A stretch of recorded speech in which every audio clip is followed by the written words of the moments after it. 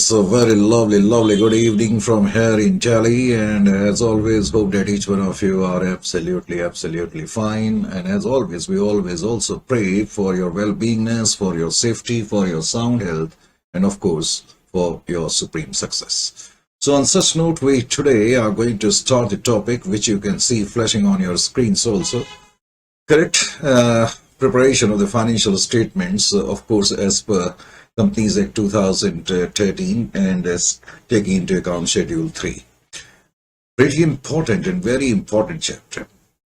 From the examination point of view, and later on when you are going to enter into your practical arena, over there also you need to have a very sound conceptual knowledge of Schedule 3 of Companies Act 2013.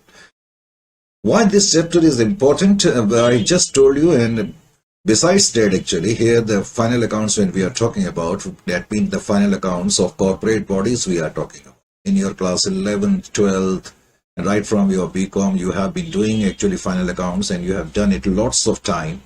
But over there, basically, when you prepare the final accounts, those were of non-corporate bodies, either of single trader or partnership firms, or in simple words, that is non-corporate bodies. But here we are supposed to prepare the final accounts of corporate bodies.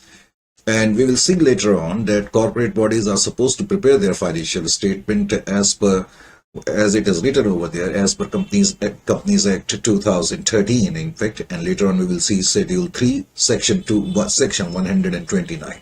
So these are the things which we will have to take into account when we do the final accounts. And honestly speaking, chapter seems easy because we have been doing, as I just told you, final accounts so many times we have already done in the past, and we have been doing it continuously.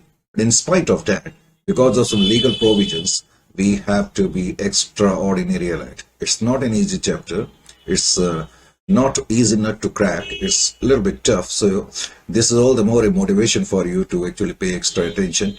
And as I told you, it will hold you in a very good state later on when you are going to enter into your practical life. So on such count and such words actually, as is the habit with me, initially I start in English. तो ये chapter important है, महत्वपूर्ण है, बड़ा अहम है. Correct? क्यों है ये मैंने पहले ही आपको बता दिया है.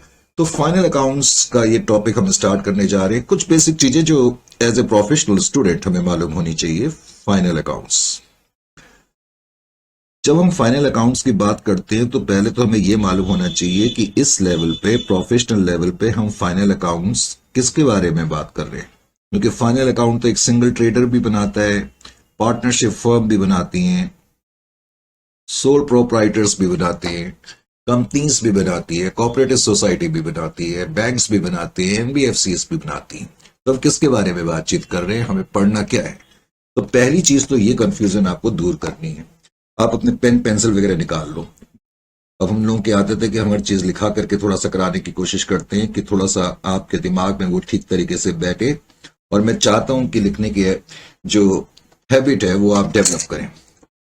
जब फाइनल अकाउंट्स मैंने लिखा तो जाहिर सी बात है कि जितनी भी एंटरप्राइजेस होती हैं हम उनको दो ब्रॉड कैटेगरीज में बांट सकते हैं. कितने में बांट सकते हैं? दो ब्रॉड कैटेगरीज में बांट सकते हैं. एक तो हम कहते हैं कॉर्पोरेट बॉडीज, एक हम कहते हैं non corporate bodies. Correct? Corporate bodies. Corporate bodies का मतलब है कंपनीज.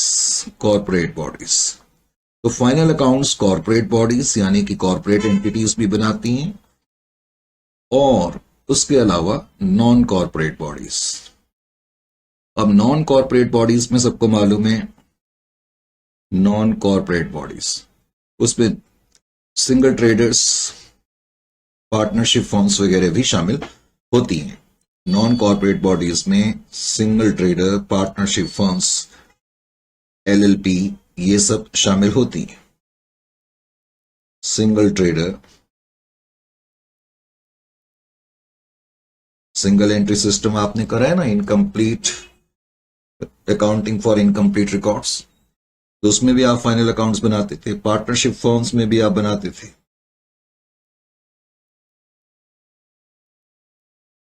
Partnership firms. उसके अलावा अगर ध्यान से देखा जाए तो एनपी और नॉट फॉर प्रॉफिट फर्म्स वगैरह भी बनाती हैं. ये सब नॉन कॉर्पोरेट बॉडीज हैं. अब पहले तो आपको ये समझना है कि इस लेवल पे जब हम कह रहे हैं preparation of financial statement as per Companies Act, इसके आगे मैं ये भी लिख दूं schedule 3, SCHEDULE, schedule 3, correct, section 129, Companies Act 2013 का सेक्शन 129, उसमें शेड्यूल 3 में कॉर्पोरेट बॉडीज के लिए कुछ फॉर्मेट्स दिए गए हैं और उन फॉर्मेट्स के हिसाब से हमें जो है अपने फाइनेंशियल्स तैयार करने होंगे, करेक्ट।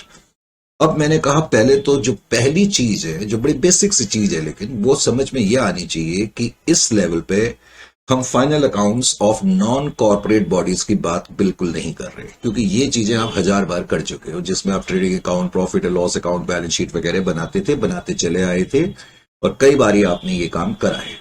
तो हम इसकी चर्चा नहीं करेंगे, करेक्ट, क्योंकि हमारे कोर्स का हिस्सा क्या है, final accounts of corporate bodies. Indirectly इसका मतलब है preparation of financial statement as per Companies Act 2013 का मतलब है कि we are talking about final accounts of corporate bodies. अब एक दूसरी चीज और आती है, जितनी भी कॉर्पोरेट बॉडीज हैं, जो कंपनीज हैं, हमें मालूम है कि कंपनीज जो हैं, कुछ कंपनीज ऐसी होती हैं जो इंड एएस फॉलो करती हैं। इंड एएस और एएस के बारे में जानने के लिए मैंने जो एक टॉपिक तुम्हें दिया हुआ है, ओवरव्यू ऑफ अकाउंटिंग स्टैंडर्ड के नाम से जो चैप्टर्स आपके कोर्स में मैंने दिया हुआ है, उसको आप अच्छी तरह पढ़े तो आपको अच्छी तरह से पता लग जाएगा एएस और इंड एएस के बारे में। खैर, इस लेवल पे एटलीस्ट आपको यह मालूम होना चाहिए कि जितनी भी कॉर्पोरेट बॉडीज हैं इंडिया में, या तो वो इंड एएस फॉलो करती, इंड एएस का मतलब है इंडियन अकाउंटिंग स्टैंडर्ड, और या फिर वो फॉलो करती हैं existing accounting standard. Existing accounting standard, India में 2 सेट्स ऑफ अकाउंटिंग स्टैंडर्ड चल रहे हैं, सबको मालूम है, एग्जिस्टिंग अकाउंटिंग स्टैंडर्ड्स। जितनी भी कॉर्पोरेट बॉडीज होती हैं, या तो वो इंड एएस फॉलो करती हैं अपनी अकाउंटिंग के लिए, या वो एग्जिस्टिंग अकाउंटिंग स्टैंडर्ड फॉलो करती हैं। ऐसी कंपनीज जो इंड एएस के दायरे में आती हैं, इंड एएस के दायरे में कौन कौन सी कंपनीज आती हैं, ये सब जानने के लिए मैंने एक टॉपिक जो है, मैंने कहा एक टॉपिक क्या, एक अलग से चैप्टर पूरा दिया हुआ है, ओवरव्यू ऑफ अकाउंटिंग स्टैंडर्ड। उसके अंदर हमने सब चीजें ये लिखी हुई है और सब चीजें बताई भी हुई हैं।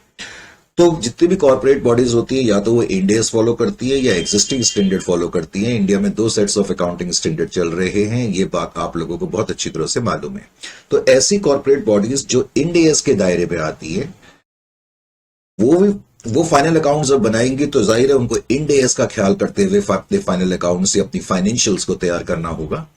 और ऐसी कॉर्पोरेट बॉडीज जो अकाउंटिंग स्टैंडर्ड फॉलो करती है, तो जब वो अपनी फाइनेंशियल स्टेटमेंट बनाएंगी तो उनको अकाउंटिंग स्टैंडर्ड का ख्याल करना होगा। अब पॉइंट तुम्हें एक और ये बात समझ में आनी चाहिए कि तुम्हारे लेवल पे बिकॉज इंड एएस नहीं है, आपके लेवल पे इंड एएस अभी नहीं है, तो इसका मतलब अब इस चैप्टर का थीम क्या निकला, preparation of financial statement by the corporate bodies by taking into account existing accounting standard. क्योंकि कंपनीज एक्ट 2013 में शेड्यूल 3 में 3 डिवीजन दी गई हैं। हालांकि ये बहुत ज्यादा गहरी बातें हैं, अब इस लेवल पे वो करना ठीक नहीं रखता, कई बार जरूरत से ज्यादा नॉलेज देना भी खतरनाक हो जाता है, लेकिन फिर भी नॉलेज सेक के लिए शेड्यूल 3 के अंदर 3 डिवीजन दी गई हैं, जिसको हम बोलते हैं डिवीजन 1, डिवीजन 2 और डिवीजन 3। इनके अंदर कुछ फॉर्मेट्स दिए हुए हैं। डिवीजन 1 के अंदर कुछ फॉर्मेट हैं, डिवीजन 2 के अंदर कुछ फॉर्मेट हैं, इसी तरह डिवीजन 3 के अंदर कुछ फॉर्मेट्स हैं। जो एंटिटी अकाउंटिंग स्टैंडर्ड्स फॉलो करती हैं, जो corporate bodies accounting standard follow करती हैं, उनको डिवीजन 1 के हिसाब से अपनी अकाउंटिंग करनी होती है, और जो corporate bodies Ind AS follow करती है, उनको अपनी फाइनेंशियल स्टेटमेंट डिवीजन 2 के हिसाब से बनानी पड़ती है, जस्ट नॉलेज सेक के लिए।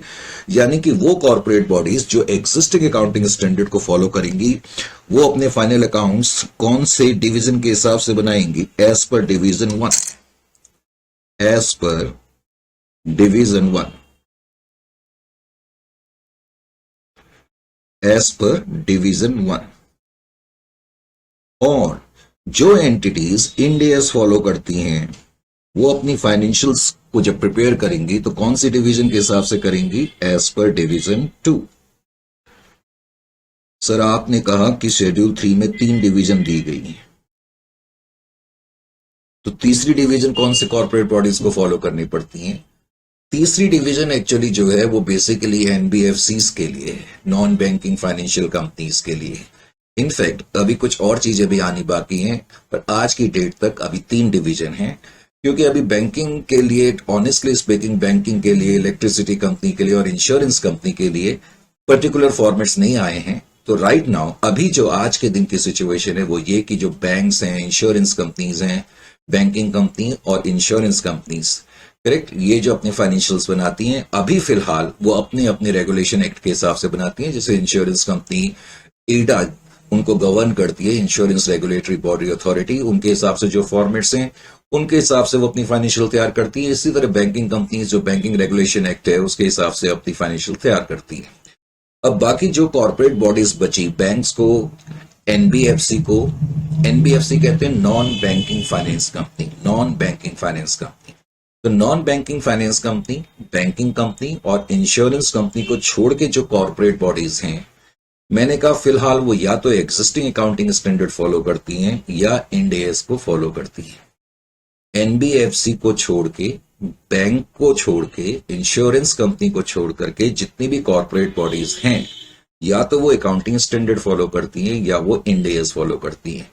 वो कॉर्पोरेट बॉडीज जो इंड एएस फॉलो करती हैं उनको अपनी फाइनेंशियल स्टेटमेंट को एज पर डिवीजन 2 के हिसाब से बनाना पड़ता है, और ऐसी कॉर्पोरेट बॉडीज जो इंड एएस के दायरे में नहीं आती हैं वो एग्जिस्टिंग अकाउंटिंग स्टैंडर्ड को फॉलो करती हैं और उनको अपनी फाइनेंशियल को एज पर डिवीजन 1 के हिसाब से बनाना पड़ता है।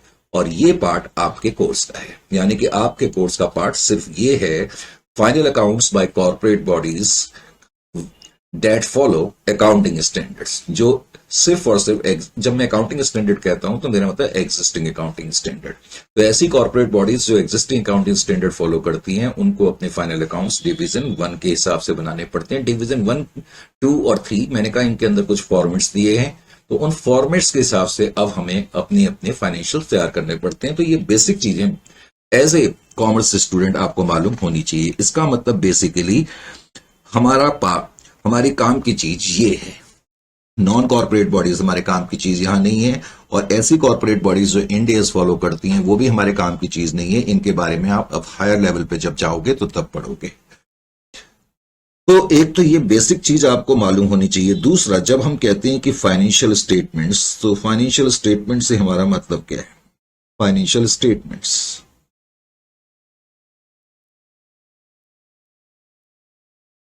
अब इसके बारे में मुझे क्या बताने की जरूरत है, सब लोगों को मालूम है। एक complete set of financial statement के अंदर क्या क्या चीजें शामिल होती हैं अकाउंटिंग फ्रेमवर्क के हिसाब से। एक तो होता है statement of profit and loss, statement of profit and loss. जैसे पहले हम कहते थे trading and profit and loss account, तो अब trading and profit and loss account की जगह कंपनीज के लिए अब स्टेटमेंट ऑफ पीएनएल बनाना होता है। हालांकि ये बिल्कुल वैसे ही है जैसे ट्रेडिंग एंड प्रॉफिट और लॉस अकाउंट हम बनाते थे, बस फर्क ये है कि अब हमें इसको फॉर्मेट के हिसाब से बनाना पड़ेगा। अब हम इसको टी शेप में नहीं बनाएंगे, हम इसको वर्टिकल फॉर्मेट में बनाएंगे। फाइनेंशियल स्टेटमेंट में एक तो होती है स्टेटमेंट ऑफ प्रॉफिट और लॉस अकाउंट, और ऑफ कोर्स दूसरी मुझे बताने की जरूरत नहीं है, बैलेंस शीट। उसके अलावा cash flow statement, cash flow statement,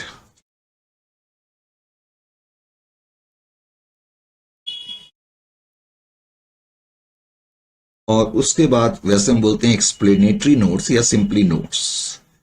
जब हम कहते हैं complete set of financial statement, तो complete set of financial statement का मतलब क्या है? जब कोई कंपनी अपनी फाइनेंशियल्स को तैयार करती है, ऑफ कोर्स डिवीजन 1 के हिसाब से, शेड्यूल 3 में दिए हुए डिवीजन 1 के हिसाब से, सेक्शन 129 के हिसाब से, तो जब हम कहते हैं कि वो अपनी फाइनेंशियल्स बनाएंगी, तो फाइनेंशियल्स का मतलब है हमको ये 4 चीजें बतानी पड़ेंगी, ये 4 चीजें बनानी पड़ेंगी, सॉरी। अब बेसिक चीजों की जब हम बात कर रहे हैं, इससे पहले कि हम डायरेक्टली क्वेश्चंस पर आए, कुछ बेसिक चीजें मैंने कहा हमें हमेशा मालूम होनी चाहिए।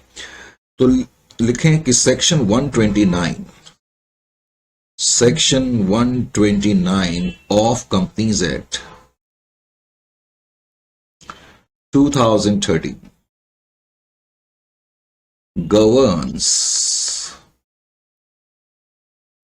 the preparation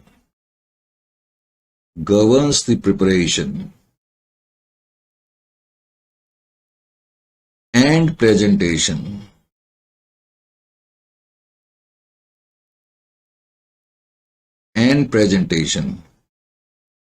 of financial statement. मैंने एक बार तो अब पूरा लिख दिया फाइनेंशियल स्टेटमेंट, क्योंकि बार बार अब ये वर्ड आएगा तो आगे से मैं FS लिख दूंगा, फाइनेंशियल स्टेटमेंट्स, या हम सीधा फाइनेंशियल्स भी लिख सकते हैं। तो पहले तो आपको ये चीज मालूम होनी चाहिए, मैंने कहा ये छोटी छोटी चीजों पे ना कई बार हम लोग ध्यान नहीं देते हैं, और मैं इस बात को कई बार दोहराता रहता हूं। आप मेरी बात को याद रखें, अपने पूरे ऑलमोस्ट 3 डिकेड्स के एक्सपीरियंस से मैं अब आपको ये बातें बता रहा हूं कि कल जब आप प्रैक्टिकल लाइफ में आएंगे, अपना प्रोफेशनल कोर्स सब पूरा कर लेंगे, इंटरव्यू वगैरह देने जाएंगे, तो कई बार ऐसी चीजों से रिलेटेड वो क्वेश्चंस भी पूछ लेते हैं, तो उस समय वी आर ऑल एट सी, यानी कि तब फिर हम इधर उधर देखते रहते हैं, जिसे हिंदी में क्या बोलते हैं, बगले झांकते रहते हैं, और फिर हमें कुछ पता नहीं लगता। तो इसलिए इन चीजों की तरफ ध्यान देना लाजमी है। हम कभी भी ये मत सोचो कि हमने एकदम से क्वेश्चन करने हैं। बहुत से बच्चों को तो इस तरह की कोचिंग चाहिए होती है, बस डायरेक्टली क्वेश्चन हो और उसका सॉल्यूशन हो। तो चीज याद रखें कि जब आप प्रोफेशनल कोर्स कर रहे हैं तो पूरा करना पड़ता है, आधी अधूरी चीज से काम नहीं बनेगा। Point number 4, financial statements provide, अब इस लेवल पे बताते हुए ये अच्छा तो नहीं लगता, लेकिन फिर भी, प्रोवाइड इंफॉर्मेशन अबाउट, हम फाइनेंशियल स्टेटमेंट क्यों बनाते हैं? Financial statement provide information about financial position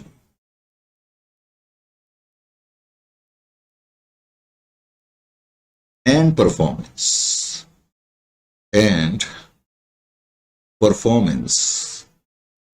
of an enterprise, इसलिए बनाते हैं, and performance of an enterprise.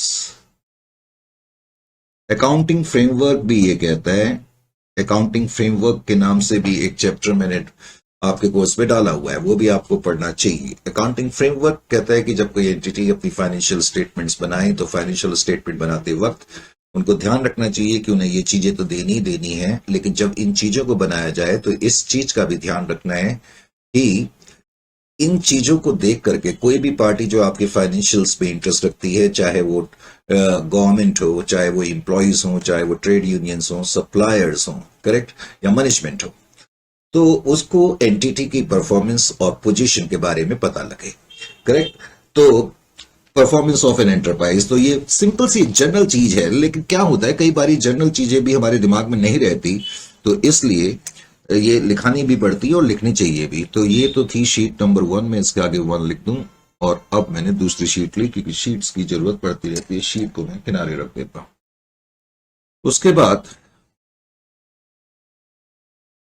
ये पॉइंट, कौन सा पॉइंट लिखाया था ये मैं चेक कर लूं, मैंने पॉइंट नंबर 4 लिखाया था। उसके बाद आगे लिखें, सच इंफॉर्मेशन मतलब फाइनेंशियल पोजीशन और performance, such information is useful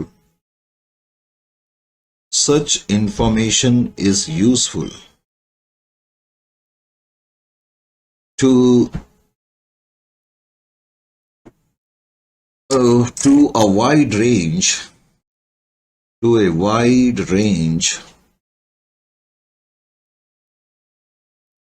of users in making economic or financial decisions। तो ये जो फाइनेंशियल्स के थ्रू हमें एंटिटी की पोजीशन और परफॉर्मेंस की इंफॉर्मेशन मिलती है, तो वो वाइड रेंज ऑफ यूजर्स, मैंने कहा किसी कंपनी में जो इंटरेस्ट रखने वाली पार्टीज होती हैं, बहुत सारी पार्टीज होती हैं, इन्वेस्टर्स हैं, पोटेंशियल इन्वेस्टर्स हैं, क्रेडिटर्स हैं, लॉन्ग टर्म डेटर्स हैं, कस्टमर्स हैं, ट्रेड यूनियंस हैं, एम्प्लॉयज हैं, हर एक का अपना अपना कुछ ऑब्जेक्टिव होता है फाइनेंशियल स्टेटमेंट को एसेस करने का। फॉर एग्जांपल, मैं एक पोटेंशियल इन्वेस्टर हूं, यानी कि मैं किसी कंपनी में पैसा लगाना चाहता हूं, तो quite obviously I am going to scan the financial statements of the company, और अगर मुझे लगता है कि कंपनी की पोजीशन, फाइनेंशियल पोजीशन बहुत मुस्तकम है, बहुत स्ट्रांग है, साउंड है, तो तभी मैं अपना पैसा लगाऊंगा और मुझे लगता है कि फ्यूचर में अगर रिटर्न्स इस कंपनी से मिल सकते हैं। अगर मैं एम्प्लॉई हूं सपोज, तो फिर मेरा क्या इंटरेस्ट होगा इस कंपनी में, सिंपली बिकॉज मैं ये देखना चाहूंगा कि कंपनी की स्टेबिलिटी कैसी है, क्या कंपनी के ग्रोथ प्रोस्पेक्ट्स कहते हैं कैसे हैं, क्या इस कंपनी में स्टे करना ठीक है या मुझे कुछ दूसरे एवेन्यू तलाशने चाहिए। अगर मैं क्रेडिटर्स हूं तो जाहिर है कंपनी की शॉर्ट टर्म सॉल्वेंसी पोजीशन में मेरा इंटरेस्ट होगा।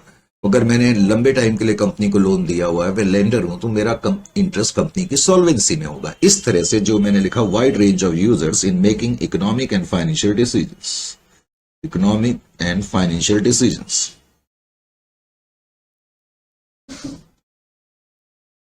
Financial decisions.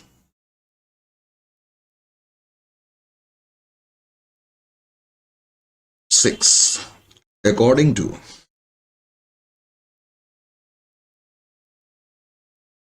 to section 129, according to section 129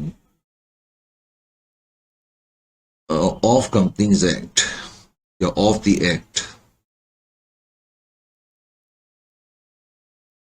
all companies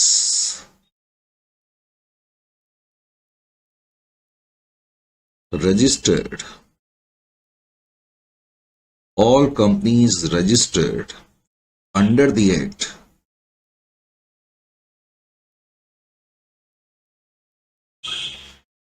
will have to prepare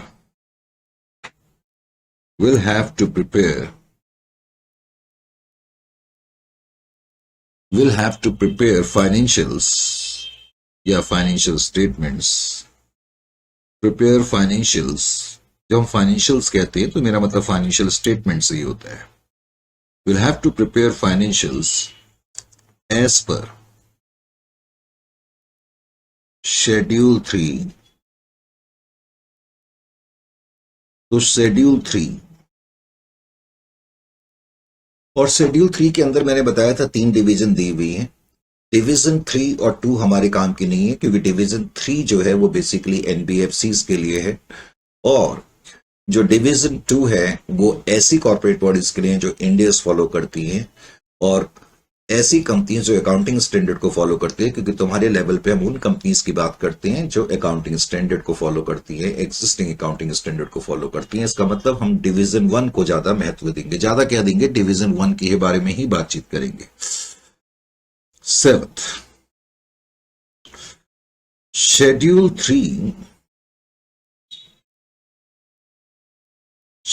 3 of the company, Schedule 3 of the Companies Act 2013 has been formulated। अब ये जो एक्ट बनाया गया है, has been formulated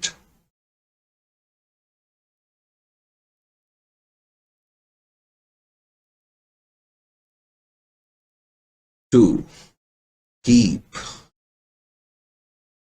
pace with the changes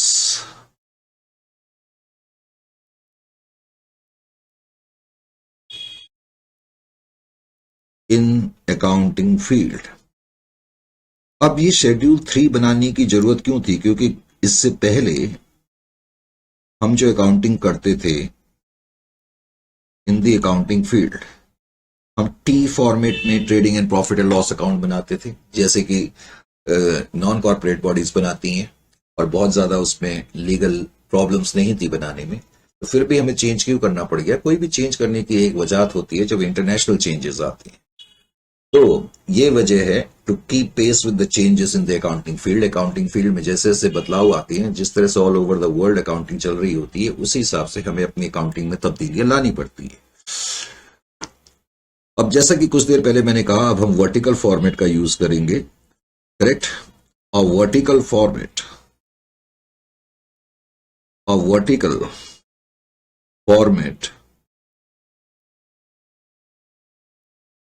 of P&L and balance sheet has been given। यानी कि schedule 3 में division 1 में एक वर्टिकल फॉर्मेट दिया गया है प्रॉफिट एंड लॉस अकाउंट के लिए, यानी कि प्रॉफिट एंड लॉस अकाउंट और बैलेंस शीट जो हम बनाएंगे वर्टिकल फॉर्म में बनाएंगे, गिवन टी शेप में नहीं बनाएंगे, जो इनिशियली आपको मुश्किल लगेगा, लेकिन जब आपकी आदत एक बार उसको बनाने की पड़ जाएगी तो फिर आपको आसान भी लगेगा। और चिंता मत करें, जैसा कि हमारी हमेशा कोशिश भी रहती है, हम अपनी तरफ से पूरी कोशिश करेंगे कि चैप्टर आपको आसान लगे। थोड़ा सा लेकिन पेशेंस रखना पड़ेगा। अब जो शेड्यूल बना है उसमें यह भी कहा गया है कि क्लासिफाई किस तरीके से करना है। Vertical format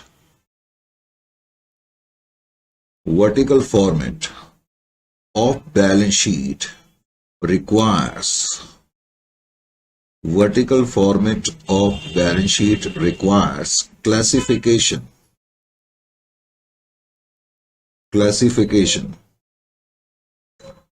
of balance sheet items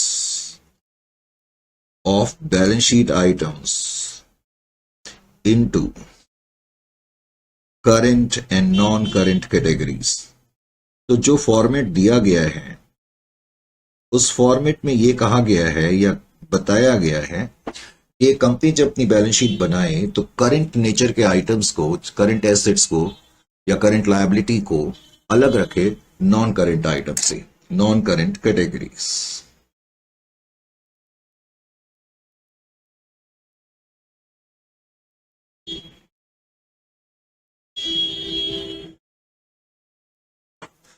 अब इससे पहले जब कंपनीज अपनी फाइनेंशियल्स बनाती थी, चाहे वो प्रॉफिट और लॉस अकाउंट या बैलेंस शीट बनाती थी, अब जैसे हम बैलेंस शीट के अंदर फिक्स्ड एसेट लिखते थे तो फिक्स्ड एसेट के हमें अलग से कुछ शेड्यूल बनाने पड़ते थे, जिसमें हमें बताना पड़ता था कि हमारे कितने फिक्स्ड एसेट है, इस साल हमने कितने खरीदे, कितने बेचे, कितना डेप्रिसिएशन लगा, वगैरह वगैरह, यानी कि अलग से शेड्यूल बनाने पड़ते थे।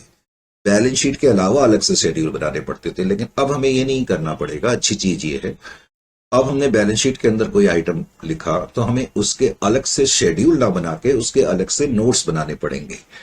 तो शेड्यूल 3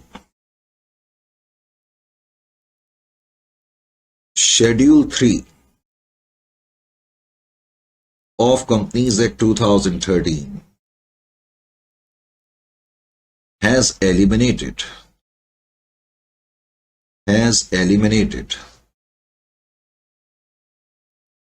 कॉन्सेप्ट ऑफ शेड्यूल, जो कि हमें पहले करने पड़ते थे। Concept of schedules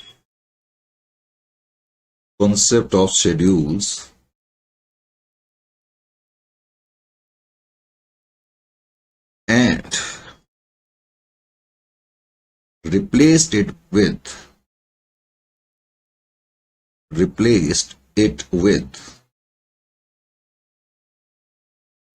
notes to accounts। तो हमें कुछ नोट्स अलग से बनाने पड़ेंगे, वो एक अलग मैटर है।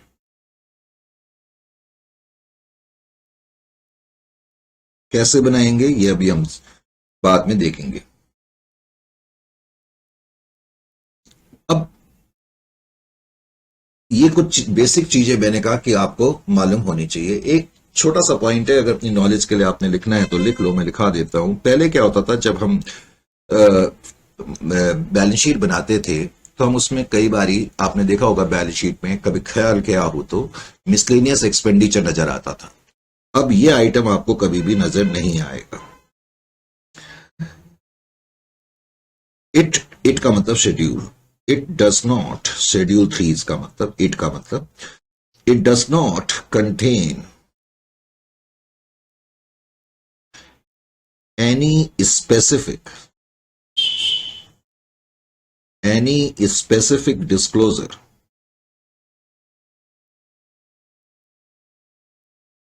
for items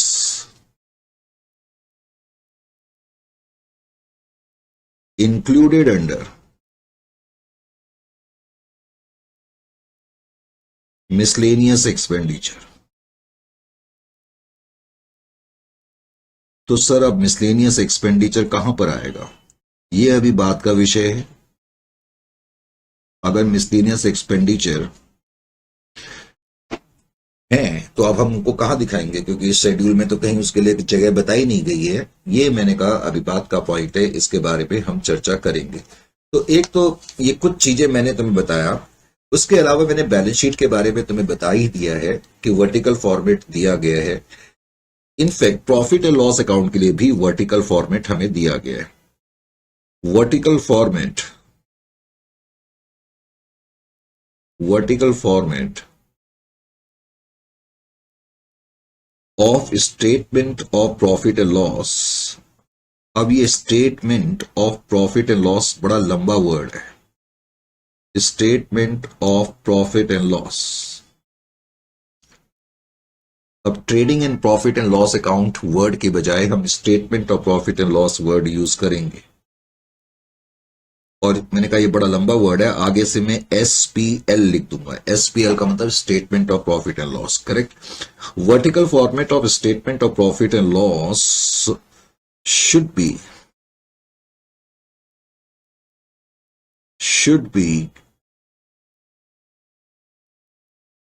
prepared, should be prepared by classifying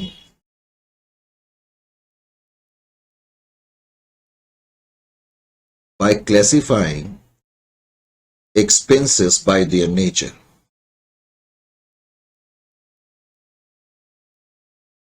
इसका मतलब ऐसा नहीं होगा जैसे कि नॉन कॉर्पोरेट बॉडीज अपनी अकाउंटिंग जब करती हैं, खासतौर से जब फाइनल अकाउंट्स बनाती हैं, तो जो भी खर्चा आ गया बस हम पीएनएल अकाउंट की डेबिट में लिख देते थे, सैलरी का हो, रेंट का हो, सेल्स का हो, एडवर्टाइजिंग का हो। लेकिन जब कंपनी शेड्यूल 3 के हिसाब से अपनी statement of profit and loss account को बनाएंगी, तो जो एक्सपेंसेस है, जो उनका नेचर है, उसके हिसाब से हम उनको क्लासिफाई करेंगे। नेचर के हिसाब से का मतलब है जैसे कुछ खर्चे ऐसे होते हैं जो डेप्रिसिएशन से रिलेटेड खर्चे हैं, वो हम इकट्ठे करेंगे।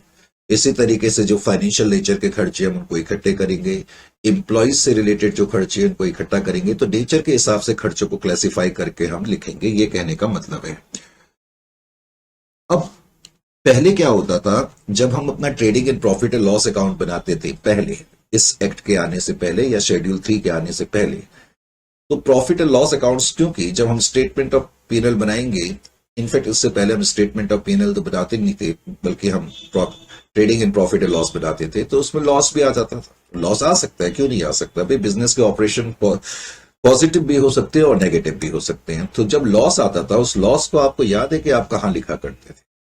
उसको आप अपनी बैलेंस शीट में एसेट साइड में लिखते थे।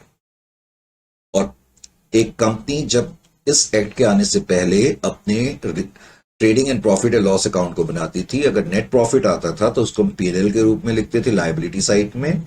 लेकिन अगर लॉस आता था तो हम पीएनएल डेबिट बैलेंस को एसेट साइड में लिखते थे।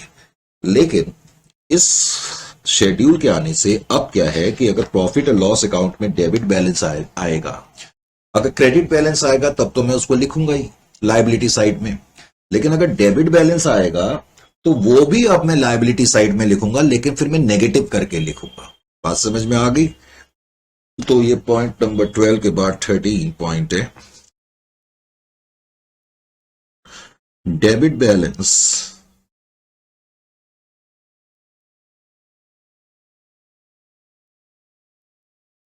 Balance of statement of P&L shall be disclosed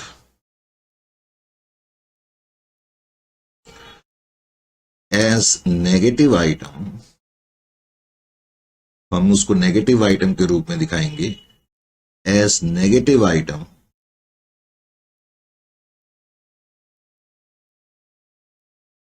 under the head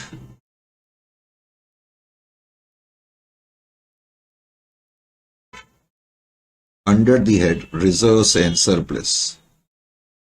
तो रिजर्व्स एंड सरप्लस की जो हेडिंग है, जो कि हम लायबिलिटी साइड की तरफ लिखते हैं, तो उसके अंदर हम इसको दिखाएंगे।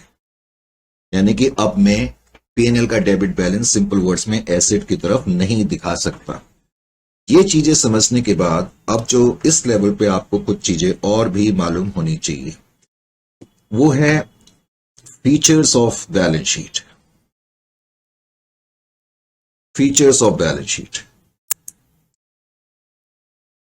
अब आप बोलोगे सर वो तो हमें सब मालूम है, ठीक है, तुमसे मैं पूछता रहूंगा, बीच रहने दो, ठीक है, नहीं पूछूंगा। जैसे ही मैंने कहा मैं पूछूंगा तो आपने कहा रहने दो है।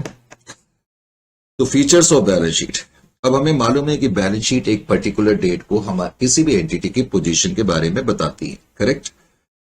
और बैलेंस शीट से हमें पता लगता है कि इस कंपनी के एसेट्स, लायबिलिटी, कैपिटल, रिजर्व्स की क्या पोजीशन है। तो इसकी कुछ इंपॉर्टेंट चीजें मालूम होनी चाहिए, लेकिन उससे पहले मैं वही चीज लिखूं जो मैंने अभी बोली। A balance sheet is a statement,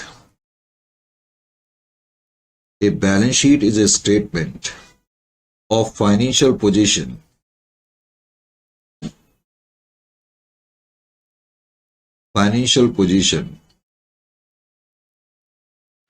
of an entity,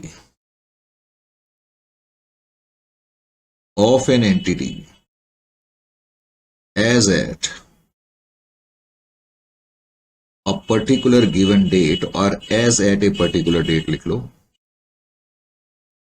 particular date, and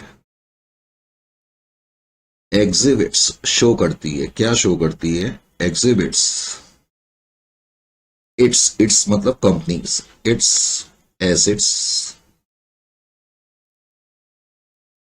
liabilities,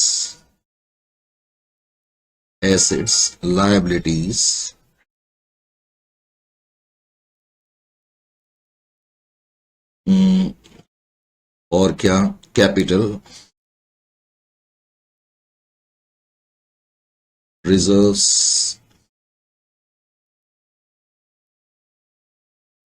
and other balances,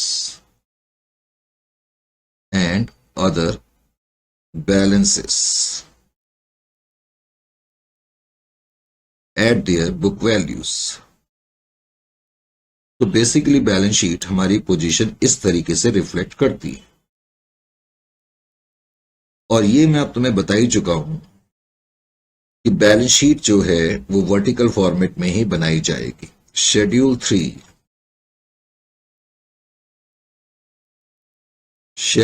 3 permits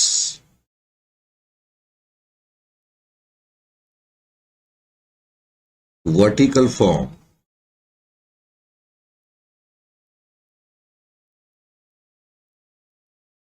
for presentation of balance sheet।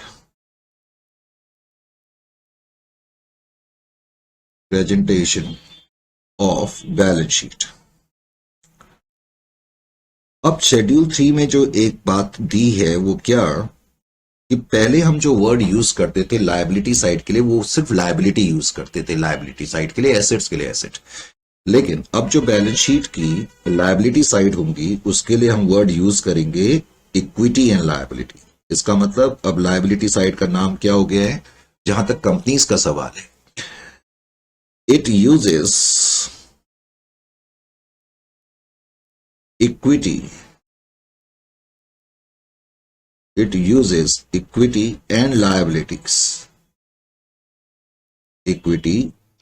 and liabilities, and assets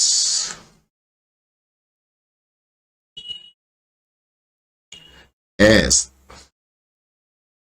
headings।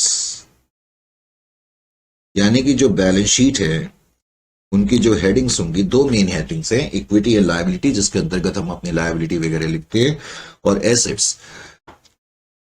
जैसा कि मैंने कहा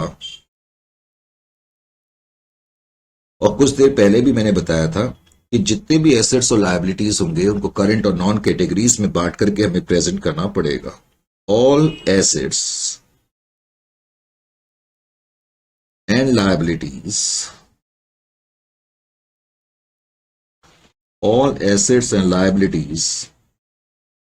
must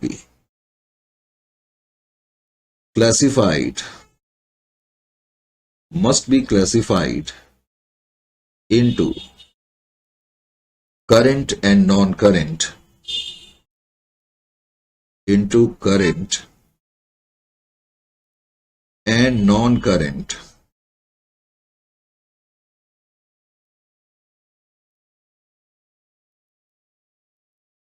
तो अब बैलेंस शीट के जो आइटम्स होंगे, चाहे वो लायबिलिटी साइड का आइटम हो चाहे एसेट साइड का आइटम हो, उनको हमें क्लासिफाई करना पड़ेगा। करेक्ट। अगर कोई शेयर होल्डर है, ये एक अहम पॉइंट और ऑब्जेक्टिव टाइप क्वेश्चन में पूछा जा सकता है। अगर किसी पार्टी के पास मेरी कंपनी के 5% से ज्यादा शेयर है, तो मुझे अलग से उसको डिस्क्लोज करना पड़ेगा कि इस व्यक्ति के पास या इस शेयर होल्डर के पास या इस इंस्टीट्यूशन के पास हमारे 5% से ज्यादा शेयर्स हैं। नंबर ऑफ शेयर्स,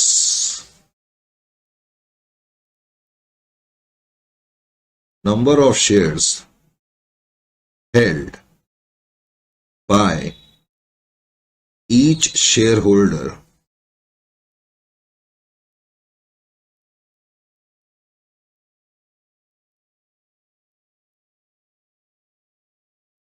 ब्रैकेट में लिखो होल्डिंग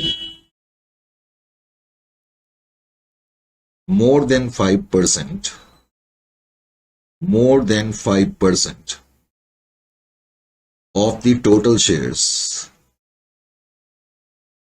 तो ऐसे शेयर होल्डर्स जिनके पास 5% से ज्यादा के शेयर्स हैं,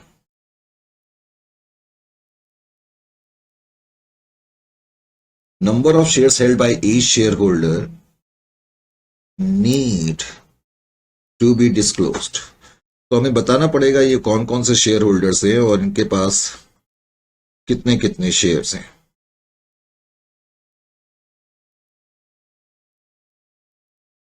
कभी कभी क्या होता है कि जो कंपनीज होती हैं कोई एसेट खरीदती है। अब हमने एसेट खरीदा, हम उसका प्राइस कैश में भी पे कर सकते हैं, या कभी कभी कंपनीज अपनी कंपनी के शेयर दे करके एसेट खरीद लेती है। यानी कि हम इसको अकाउंटिंग लैंग्वेज में कहते हैं कि हमने एसेट तो खरीदा, लेकिन उसका जो कंसिडरेशन है, उसकी जो कीमत है, प्राइस है, उसके लिए हमने शेयर्स दिए।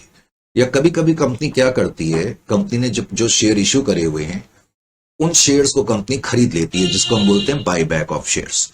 तो नेक्स्ट पॉइंट इसी से रिलेट करता हुआ है कि डिटेल्स डिटेल्स क्या लिखा जाए, details related to number of shares, ये रिलेटेड है। Details related to number of shares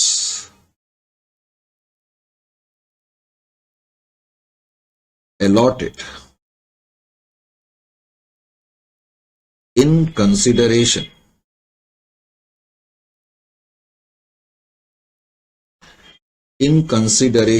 other than cash, यानी कि कैश को छोड़ करके या कैश के बदले में, यानी कि हमने कैश नहीं दिया और कंसिडरेशन हमने पे करा शेयर्स दे करके, यानी कि हमने उस पार्टी को अपनी कंपनी के शेयर अलॉट कर दिए।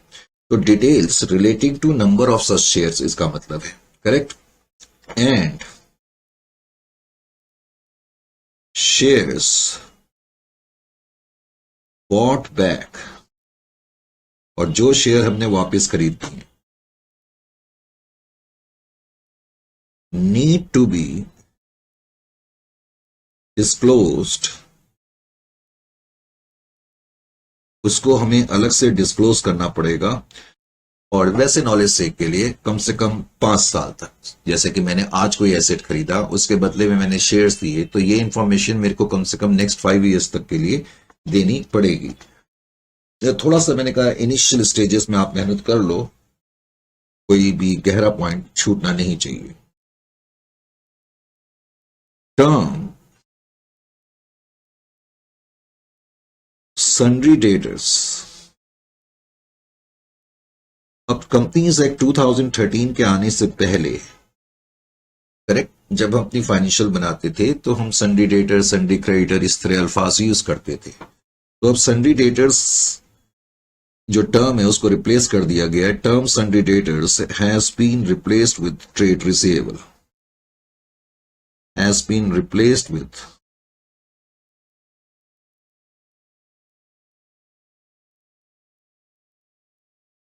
Trade receivables.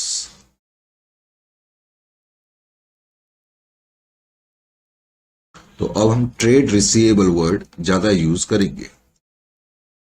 और वैसे ट्रेड रिसीवेबल का एग्जैक्टली मतलब क्या है?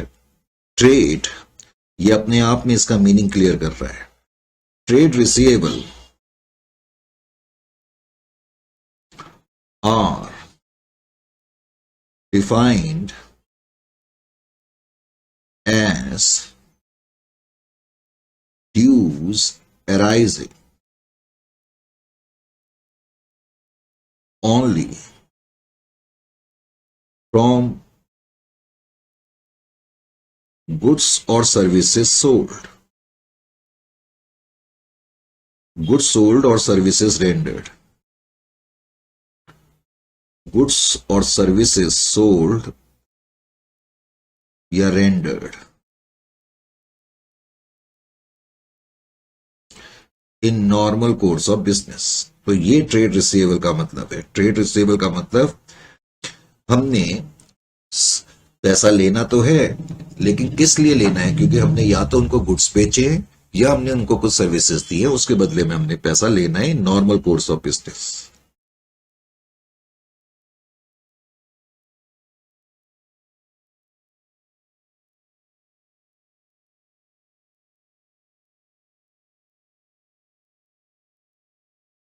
तो मैंने कहा कि अब इस लेवल पे कुछ एक चीजों का हमें ख्याल करना पड़ेगा। इसी तरह जो टर्म ट्रेड सन्ड्री क्रेडिटर्स थी वो भी रिप्लेस हो गई है, उसकी जगह आ गया है sundry creditor. Term sundry creditor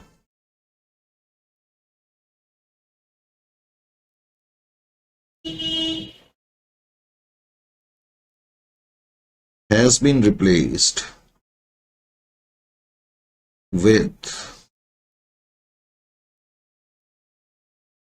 replaced with trade receivable, trade payable, sorry. और ट्रेड पेएबल का भी वही मतलब है जो ट्रेड रिसीवेबल का है, कि यहां मैंने लिखा है trade receivable has been defined as dues arising. यहां इसका मतलब है कि liability arising because we have purchase the goods और we have acquired some services, तो उसके अगेंस्ट जो हमने पेमेंट देनी है वो ट्रेड पेएबल्स है।